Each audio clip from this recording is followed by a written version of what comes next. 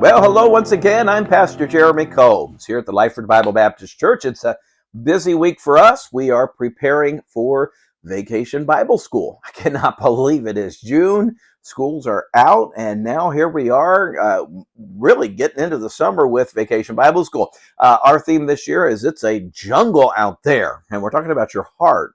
The Bible says your heart is deceitful above all things, and it is desperately wicked. Just like you're sometimes nervous and afraid to be in a jungle, we ought to be more leery and afraid of how wicked our heart can be. And that'll start Sunday night, 6 to 8, and we're going to go through Thursday. And so if you need more information, message us, give us a call here at the church. And what do we do in Bible school? We teach the Bible. And what are we doing here? We're teaching the Bible. I love God's Word. And David's coming back, and he's trying to knit the hearts of the people together. Remember, he had to take that first step. Wasn't an easy one, but he had to do it. He had to put aside grief. He had to put aside grudges. He had to put aside guilt. And he had to, take that first step. Well, now, as he takes that first step back, here comes the chickens are coming home to roost. The first chicken that walks up would be a man that we remember is Shimei. And Shimei, the son of Gera, a Benjamite, who was of Bahurim, hastened and came down with the men of Judah to meet King David. And there were 1,000 men of Benjamin with him, and Ziba, the servant of the house of Saul, and his 15 sons and his 20 servants with him. And they went over Jordan before the king. And there went over a ferry boat to carry over the king's household and to do what he thought good. And Shimei, the son of Gera, fell down before the king as he was come over to Jordan. So a big contingency comes back, and they're welcoming their king back. Many of them are doing we've got to save our face.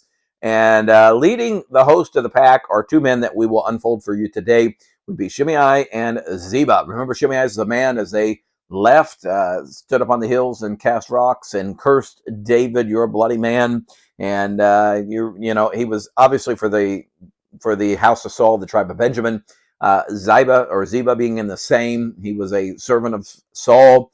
Of course, he betrays Mephibosheth, as you'll see that unfold. And both of these guys ride the ferry over and say, "Hey, we want to talk to you, David." And Shimei, what a difference. Pride goes before a fall. Really proud, casting stones, casting aspersions on David. Now he's casting himself down to the ground. And he said unto the king, verse 19, "Let not my lord impute iniquities upon me. Neither do thou remember that which thy servant did perversely the day that my lord the king went out of Jerusalem, that the king should take it to his heart. For thy servant doth know that I have sinned. Therefore, behold, I am come the first this day of all the house of Joseph," that is, of all the other tribes other than Judah, "to go down to meet my lord the king." So Shimei falls all over himself. Probably, there's no doubt about it, there's got to be some self-serving here that I don't want to die. And he says, "I should never have done that. I was a perverse, and it was wrong." Perverse would be more the idea of it was no twisting of the truth. There was no truth to it at all. And he says, "And I'm the first one here, and so have mercy on me."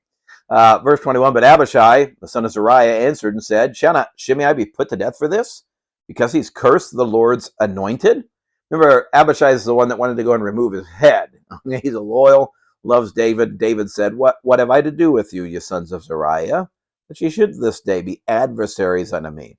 Shall there any man be put to death this day in Israel? For do not I know that I am this day king over Israel? Therefore the king said unto Shimei, Thou shalt not die. And the king sware unto him." And so David forgives. It's just remarkable that David is able to do that. He recognizes that now is not the time for retribution, but it's the time for reconciliation. We see in our Civil War, even in our nation, how that's exactly what we ended up doing. What our country did with the North winning and then giving clemency to those of the South, helping to rebuild. Were there wrongs? No doubt there were, but overall, they recognize the fact of, if we want our nation to thrive and succeed, a nation divided against itself cannot stand. That we've got to put the past behind us. We've got to swallow our pride, and got to be willing to overlook some things. David does this with Shimei. Some debate and say David was wrong to do this. I don't know. There are 1,000 people in his tribe right then and there. That may have had a little bit to do with it, that David doesn't want to have all-out war again. The other reasoning would just simply be that David is tired of fighting and right now says, I need peace more than I want to punish these people. He will, before he dies, tell Solomon in First Kings, you need to deal with this man Shimei. Keep an eye on him. Solomon moves him to Jerusalem, says that when you leave, you will forfeit your life. 3 years later, Shimei has a servant that runs away. He goes and gets him, comes back, and of course, because he broke the covenant, he loses his life. And so God eventually will have his way with Shimei. And I'd like to think that what David is doing is he's putting Shimei in the hands of God. And that's a great place to put somebody who has wronged you. And Mephibosheth, the son of Saul, came down to meet the king, and had neither dressed his feet, nor trimmed his beard, nor washed his clothes from the day the king departed unto the day he came again in peace. Now, Mephibosheth is here. How could he get here now? Well, I thought about this afternoon. It had to be Ziba helped him. And probably Ziba knows, man, I'm in big trouble here. Not only have I lied to the king, but I have not been faithful to his servant as I had promised I would be. And Mephibosheth, as David has been gone, has been in mourning. That's the idea here. It maybe is a little confusing to us because we don't do these things, but he hadn't taken a bath. He hadn't dressed his feet. He hadn't cleaned his feet. Remember, these are sandals, maybe even barefoot, and you walk around. I mean, your feet get dirty really fast. He hadn't cleaned them in what could have been weeks, maybe months. He had not trimmed his beard. He hadn't washed his clothes. I mean, he is a pathetic sight. And it came to pass when he was come to Jerusalem to meet the king said unto him, Wherefore wentest thou not with me, Mephibosheth? He says, I don't understand. Why wouldn't you come with me? He answered, My lord, O king, my servant deceived me. For thy servant said, I will saddle me an ass, that I may ride thereon and go to the king, because thy servant is lame. And he hath slandered thy servant unto my lord the king. But my lord the king is as an angel of God. Do therefore what is good in thine eyes. Mephibosheth begins to tell him, he says, I was deceived. I told Ziba, I need help. Can you, remember he's lame. Can you get my donkey? Can you saddle him? Can you help me get up on him? And we kind of understand that Ziba said, probably told him, well, you rest at ease here. We're going to get some provisions together. We're going to do this. We're going to do that. And then we're going to come get you. And the next thing Mephibosheth knows is that he hears the clippity-clop of hooves, and they're getting further and further away.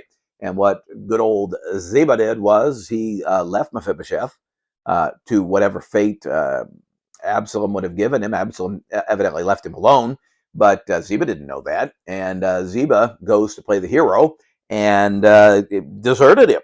And that's where he says, he deceived me. He slandered me before you. He represented me when it was untrue. And he says, but you're like an angel of God. That is, you stand as if you're in the place of God for me. So you know what? Whatever you want to do, whatever is good in your eyes, I am okay with that. Wow. That is amazing right there. Verse 28, it gets more astounding to me. For all of my father's house were but dead men before my lord the king. Yet didst thou set thy servant among them that did eat at thine own table. What right, therefore, have I yet to cry any more unto the king? He says, David, whatever you want to do. I know you've made this, you've given him over half, and that's fine. If that was good in your eyes, then so be it. You don't need to backtrack for me. You're as if you're like an angel of God, a messenger of God. I eat at your table. My life really is what it is because of you. And so who am I to ask any more? Christians could learn a lot from this speech of Mephibosheth, where we've been saved by the grace of God, and we sit at his table of fellowship, and he provides our every needs. And yet sometimes we can be some of the most spoiled. We can be some of the most vocally critical peoples of God. And it's not right. Who are we? I mean, if all the Lord did was save our soul from hell, what more would you and I need? And yet God does even more for us. He does good. And so we just need to taste and see that the Lord is good. The king said unto him, Why speakest thou any more of the matter? So let's just not talk about it anymore. I have said, thou and Ziba divide the land. Now, David does not go back on his word, which is fascinating. Some believe that this is a test from David. Others believe that David, again, is just trying to compromise. I like the test factor where he's wanting to see if I don't make any changes, how will Mephibosheth view me? And Mephibosheth said unto the king, Yea, let him take all, for as much as my lord the king is come again in peace unto his own house. Whoa! So if David was testing Mephibosheth, he passed it with flying colors because he says, just let Ziba have everything. I tell you what means everything to me is you. Maybe you feel like God has wronged you today. And you feel like you didn't get that job, that person in your life was taken from you early, whatever it might be. You've went through some physical sufferings and you know the Lord, but you've been just a little bit upset with the Lord. We need to pray that we could get to this point where Mephibosheth is, where we say, Lord, you do good. And you know what, Lord, all I want is you. If I never have a healthy body again, that's okay because I have you. If I never get a job, if I never get, the money that I need, that's okay, God, because I have you. Wow. What a example of grace Mephibosheth is in the Old Testament. And Barzillai, the Gileadite, came down from Oroglim and went over Jordan with the king to conduct him over Jordan. Now, Barzillai was a very aged man. So if you want to know if you're very aged, here you go. Even 80 years old. So he's 80 years old. It's a very aged man, okay? He had provided the king of sustenance when he lay at Mahanaim, for he is a very great man, very rich man, and he helped provide for his needs. And the king said unto Barzillai, Come thou over with me, and I will feed thee with me in Jerusalem. Hey, come, stay with me, eat with me. And Barzillai said unto the king, How long have I to live, that I should go up with the king unto Jerusalem? For I am this day 80 years old, and can I discern between good and evil? Can thy servant taste what I eat or what I drink?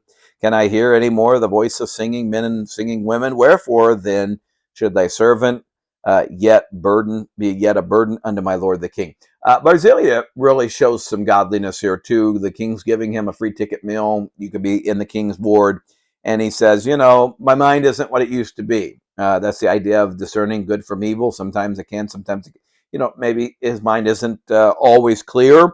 I can't discern sometimes what I'm eating by taste. As we get older, we lose our taste. Sometimes I can't hear the voice of men and women singing. We tend to lose our hearing too. What'd you say? Okay, yeah, that's what we're talking about there.